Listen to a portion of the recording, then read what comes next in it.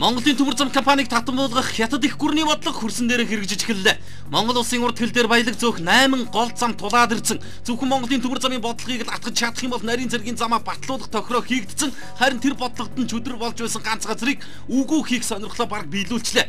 Одоо хятадын гар хөл болсон Монгол төрийн төчөд Монголын төмөр замын бодлогыг хятадуудын гарт хүргэж өгөх ажлаа эрчимжүүлээд байна. Тэд ихний ээлжинд Монголын төмөр зам компани лицензийг цуцалжээ. Дараагаар нь төрийн мэдлийн Монголын төмөр зам компани удирдлагын бүрэлдэхүүнийг өөрчлөх тухай асуудлыг ярьж эхэлж байна. Ингээд араас нь хөрөнгийг нь битүүмжлэж лицензийг нь өөр компанид шилжүүлэх ажлыг хийнэ гэн.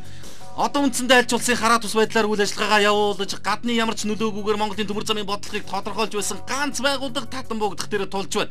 Хятадуудад ашигтай тэдний нүүрэндний нэмсэглэл тодруулж өгсөн энэ шийдвэрийн цаана үндэсний томоохон ирж их зөрчигдөж улс дамнсан томоохон сүлжээ улс төрийн акулуудын гараар хийгдэж байгаа нь тодорхой болоод ирлээ. Эрх баригчдын энэ бодлого одоо 2 жилийн дараа гэхэд Монголын газар нутгийг 8 хэсгээр хятадтай холбож өгөх алхам болж байгааг хэлэх хэрэгтэй болчлоо.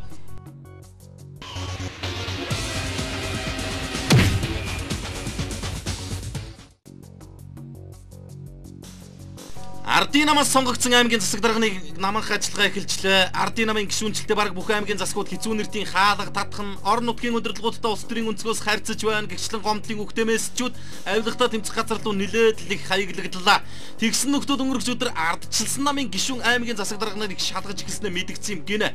Тэр нь Сүхбаатар аймгийн засаг дарга Батцуур гэгч ирхэн байгаа бөгөөд хөрөнгө оруулалтын мэдүүлэгтээ өөрийн эзэмшлийн 2 компани мэдүүлэлгүй нуусан энтергээд багсаг асуудлаар шалгагдж байгаа юм гин.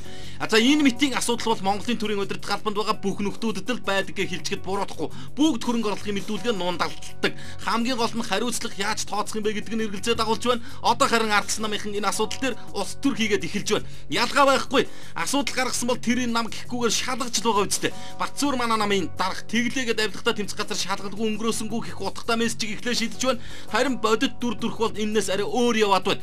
Эхний хэсэгт авилгатай тэмцэх газар шалгагдж байгаа ардчилсан намынхны анхны засаг дарга гэсэн мессежийг нисгэж байгаа. Харин дараагаар нь гин буруутай гэдэг нь тогтоогдсонгүй гэсэн үндслээр асуудлыг дарах үе гэдэг улс төрийн үнцгч хүртэл харагдаж байгаа юм.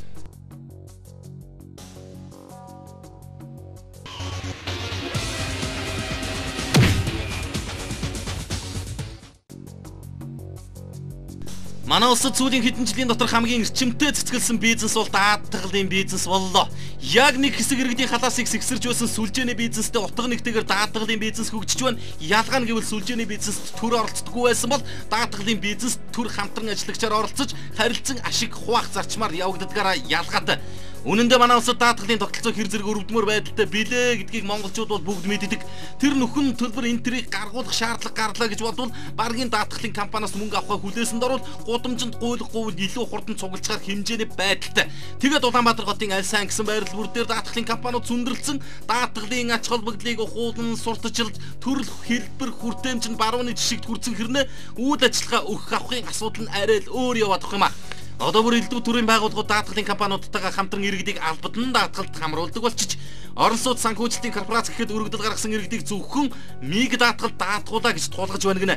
Уг нь бол даатгалын үйл ажиллагаа сайн дурын үндсэн дээр явагддаг. Иргэдэд сонголттой байх хэлбэр дээр тогтдог гэж ойлгоод байгаа. Нөгөө талдаа энэ митийн хувийн гэдэг даатгалын компаниудад даатгууллаа гэд ирээд наалтчих юм баг юм биш. Байх юм биш гэж бодохоор шаардлагачгүй мэт. Гэтэл нэг жижиг байгууллагаас эхлээд тодруулбал оюутны холбоо тэнгэр даатгалд албадан орон сууц санхүүжилтийн корпорац миг даатгалд албадан даатгуулж ашиг хүрчлэн зохимжгүй байлтай санагдах юм а.